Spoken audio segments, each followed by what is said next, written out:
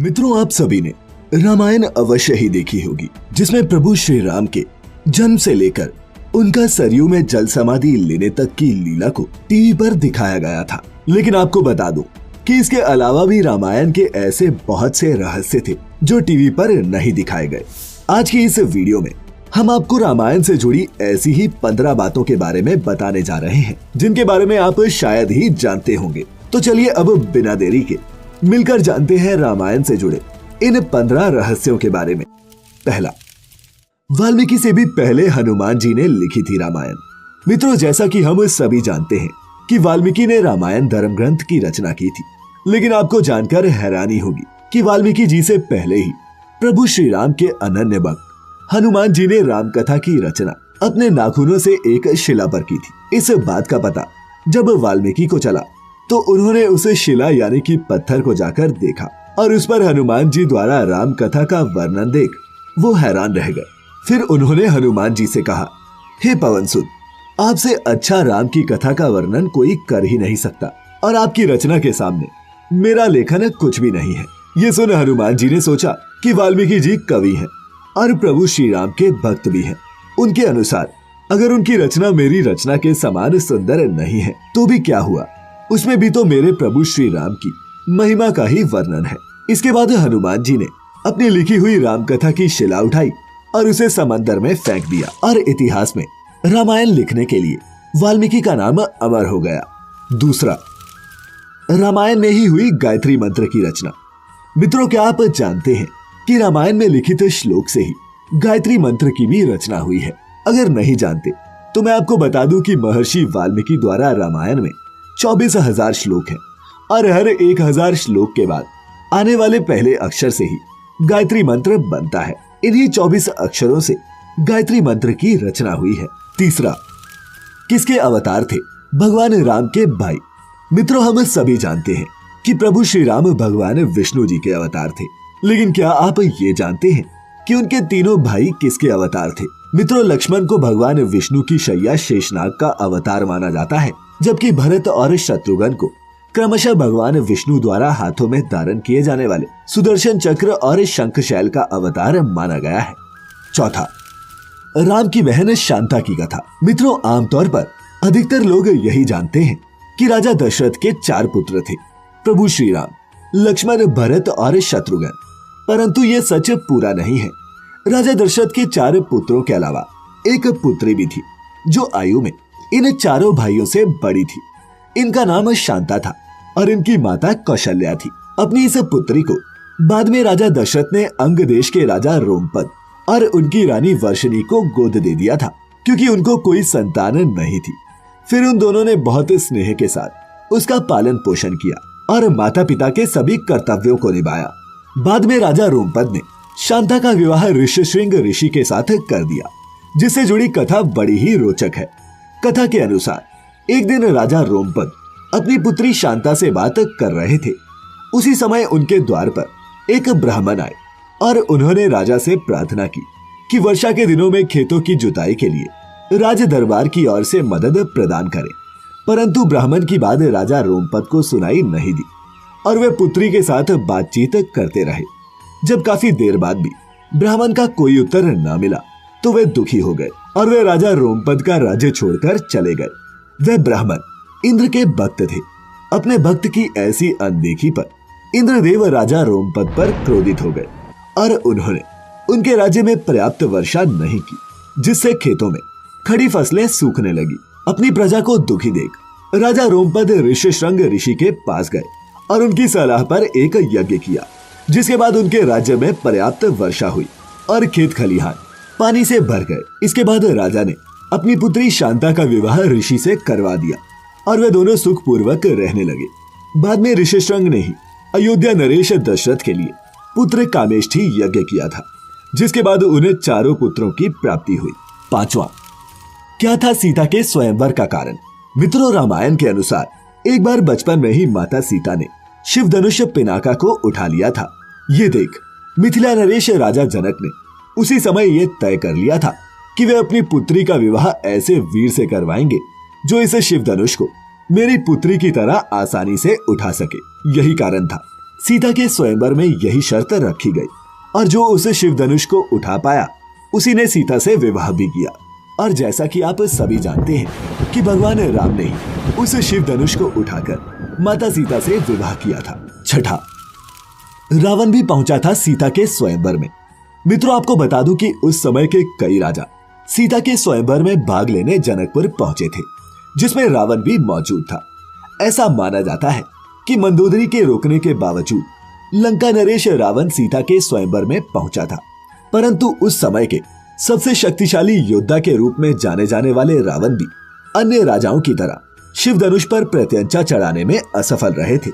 सातवां, सीता स्वयंवर में प्रयुक्त भगवान शिव के धनुष का नाम। मित्रों, अधिकतर जनमानस ये तो जानते हैं कि प्रभु श्री राम का विवाह देवी सीता से एक स्वयंवर में शिव के धनुष पर प्रत्यंचा चढ़ाने और जीतने के बाद हुआ था, लेकिन बहुत ही कम लोगों को ये पता है कि उस स्वयंवर में प्रयुक्त हुए शिव धनुष का नाम क्या था। तो आपको बता दें कि सीता स्वयंवर में प्रयुक्त हुए शिव धनुष का नाम पिनाका था। आठवां, लक्ष्मण का एक नाम गुदाकेश भी। मित्रों, रामायण के अनुसार जब राम, लक्ष्मण और सीता 14 वर्ष के वनवास के लिए गए तो वन में लक्ष्मण अपने भैया और भाभी की रक्षा के उद्देश्य से कभी भी नहीं सोए। इसी कारण लक्ष्मण का नाम गुदाकेश पड़ा।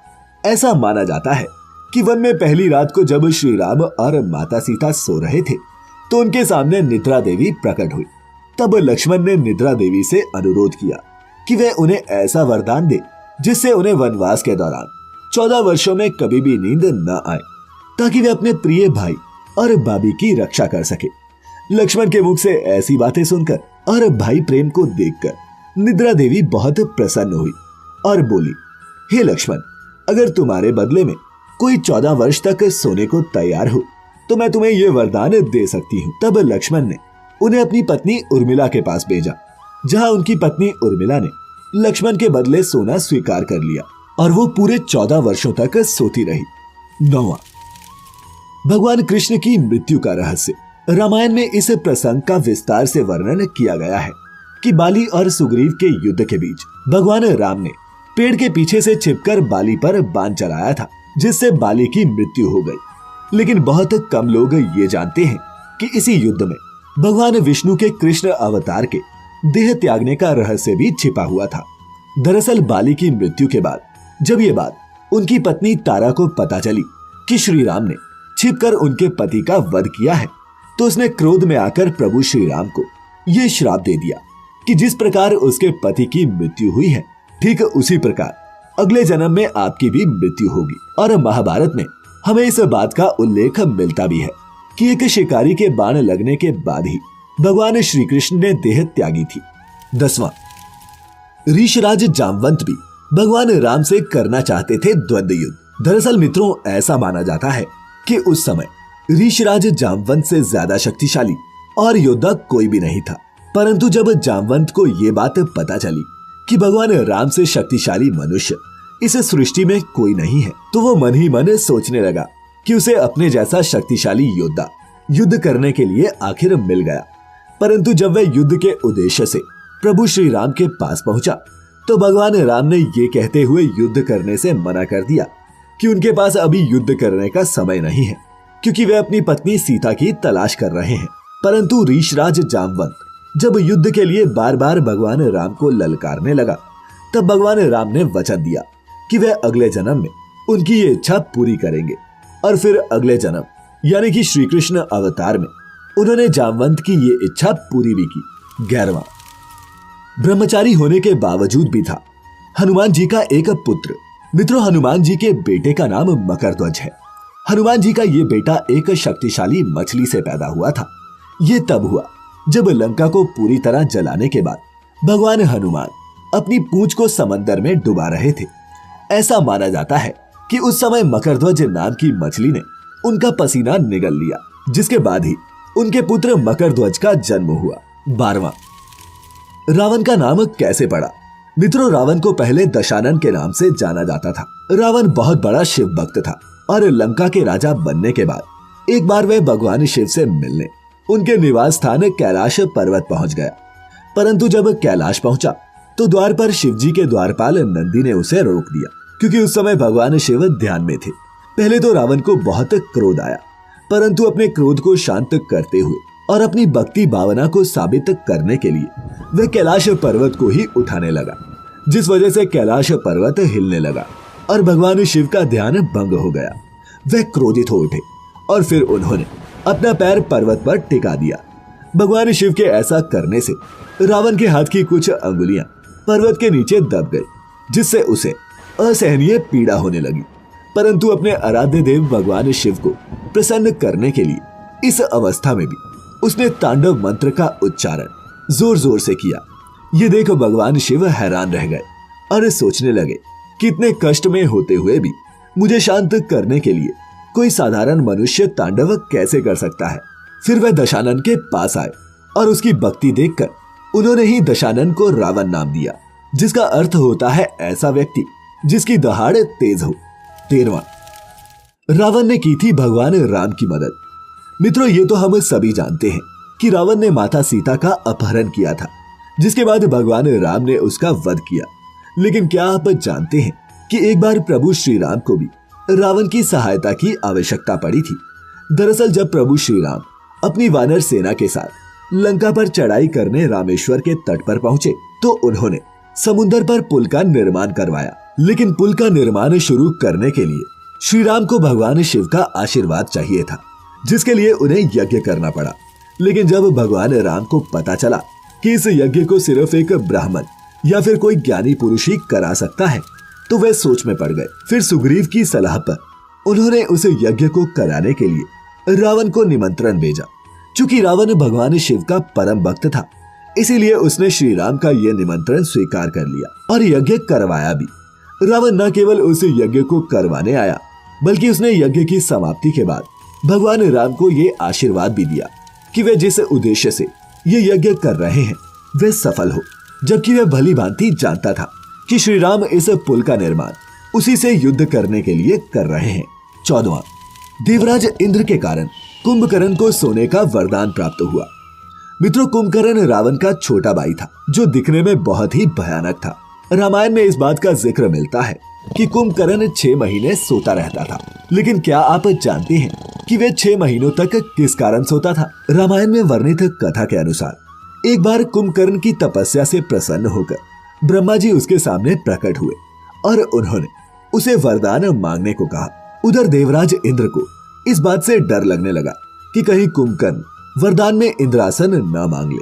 अतः उन्होंने देवी सरस्वती से अनुरोध किया कि वे कुंभकर्ण की जीवा पर बैठ जाए, जिससे वे इंद्रासन के बदले निद्रासन मांग ले। इसके बाद जैसे ही कुंभकर्ण ने वरदान मांगने के लिए अपना मुख खोला, सरस्वती देवी उनकी जीवा पर जाकर बैठ गई और वह ब्रह्मा जी से इंद्रासन की जगह निद्रासन मांग बैठा। और इस प्रकार ब्रह्मा जी ने कुंभकर्ण को निद्रासन का वरदान दे दिया।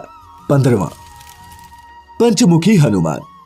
मित्रों, लंका युद्ध के दौरान रावण का भाई अहिरावण राम और लक्ष्मण का अपहरण कर उन्हें पाताल लोक ले गया था। फिर उनको खोजते हुए हनुमान जी भी पाताल लोक जा पहुंचे, लेकिन द्वार पर उनको अपने ही पुत्र मकरध्वज से युद्ध करना पड़ा, जो उस समय पाताल लोक के द्वार पर पहरा दे रहा था। अपने पुत्र को हराने के बाद जब हनुमान जी पाताल लोक पहुंचे तो उन्हें पता चला कि अहिरावण की जान 5 दिशाओं में रखी हुई दीपों में बसती है और उसका वध करने के लिए इन 5 दियों को एक साथ बुझाना जरूरी है। और इसी समय हनुमान जी ने अपना पंचमुखी रूप धारण किया, जिसमें से एक सिर वराह का, एक नरसिंह का, एक गरुड़ का, एक हाग्र का और एक हनुमान जी का खुद का था। इस पंचमुखी हनुमान से हनुमान जी ने एक साथ 5 दीपों को बुझा दिया और फिर वहां से भगवान राम और लक्ष्मण जी की जान बचाई।